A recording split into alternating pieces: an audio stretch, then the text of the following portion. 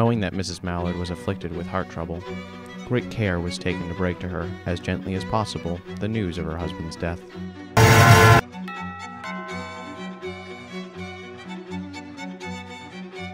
It was her sister Josephine who told her, in broken sentences. Her husband's friend Richards was there too. He had been at the newspaper office at the time of the incident. He had only taken the time to assure himself of this truth by a second telegram, and had hastened to forestall any less careful, less tender friend in bearing the sad message.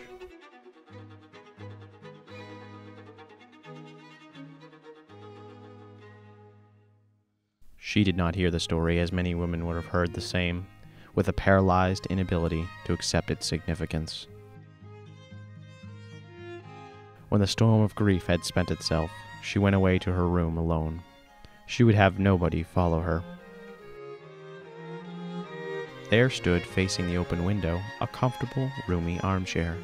Into this she sank, pressed down by the physical exhaustion that haunted her body and seemed to reach into her soul.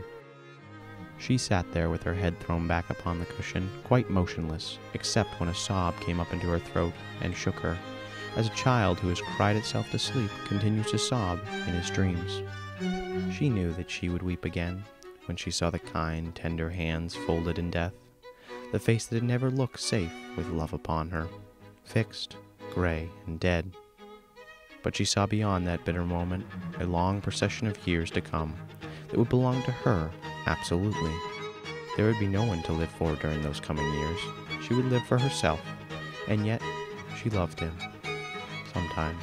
Often she had not. What did it matter? She arose at length and opened the door to her sister's importunities, a feverish triumph in her eyes.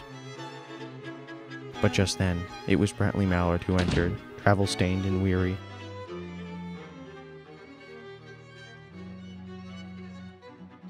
He had been far from the scene of the accident, so far, in fact, that he was not even aware that there was one.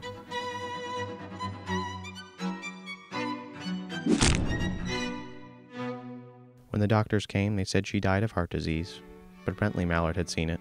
They had all seen it, although none would discuss it until after the funeral. Mrs. Mallard had succumbed to the fist of joy, the joy that comes from realizing that joy itself is futile, the joy that kills. Tomatoes.